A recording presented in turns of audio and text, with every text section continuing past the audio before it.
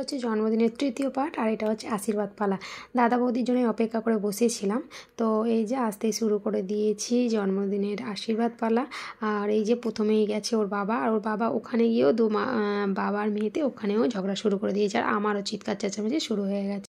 ওর প্রথমেই দেখেছে ওর পাপা ওকে একটা স্মার্ট ওয়াচ দিয়েছে, আর আশীর্বাদ করতে বসে কী করেছে জানো, 1 টাকা দিয়েছে। তাই আমার মেয়েও দেখাচ্ছে, মা দেখো পাপা আমাকে 1 টাকা দিয়েছে, এই নিয়ে আমার মেয়ে খালি দেখাচ্ছে। তো যাই হোক, ভিডিওটা পুরো দেখতে থাকো। আর তোমাদের কাছে একটাই রিকোয়েস্ট, তোমরাও আমার মেয়েকে আশীর্বাদ করো যাতে ও জীবনে বড় হয়, ভালো হয়, মানুষের মতো মানুষ হয়ে দেখাতে পারে।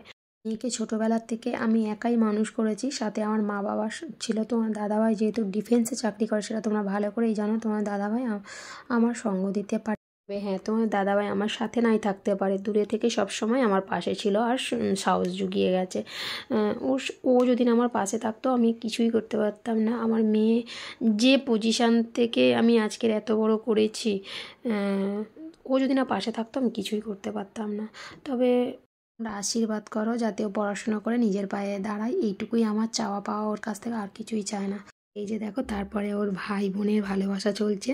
আর হ্যাঁ, একটা জিনিস ভুল হয়ে গেছিলো, আশীর্বাদের জন্য আলাদা করে মিষ্টি নিয়ে আসা হয়নি, ওই জন্য মা মিষ্টি এনেছিল। আমি যে খাবে তো না ওই মিষ্টি, এমনিতে যেটা নিয়ে এসেছি 13 রকম মিষ্টি, সেটা আরও সাথে দিইনি, ওটা আলাদা মা মিষ্টি নিয়ে এসেছিলো 5 রকম, সেটাই ধরে দিয়েছি। আর এই যে আশীর্বাদ হচ্ছে ভাই বোনের ভালোবাসা হয়ে গেল। এবারে বসেছে আমার বাবা।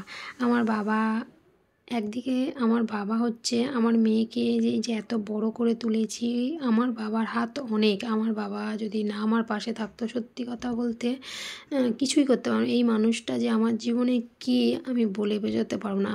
হ্যাঁ, শুধু আমার জীবনে নয়, আমার মেয়ের জীবনে ইনি ভগবান বললেই চলে।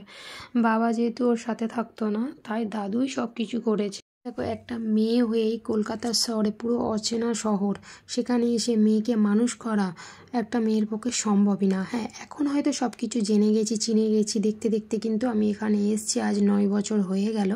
তো এখন সব কিছুই আমার নখদর্পণে।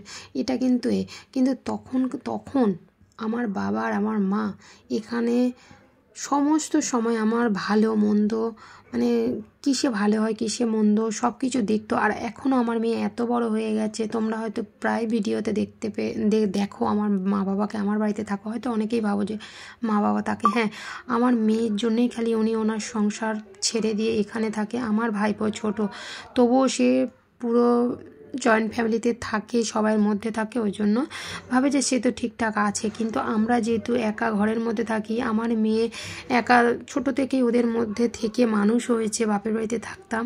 তো এখনও বড় হয়ে এখানে যে নিয়ে এসেছি, ও 4 বছর বয়সে আমি বাপের বাড়ি থেকে চলে এসেছিলাম কলকাতায়। তো এই একা ঘরের মধ্যে, জানো তো কলকাতার জীবন কেমন, এক ঘরের মধ্যে থাকা, বাইরে বেরোলে তবে, আর না হলে এই ঘরের মধ্যে, নিজের বলে কেউ নেই এই কলকাতায় আমার।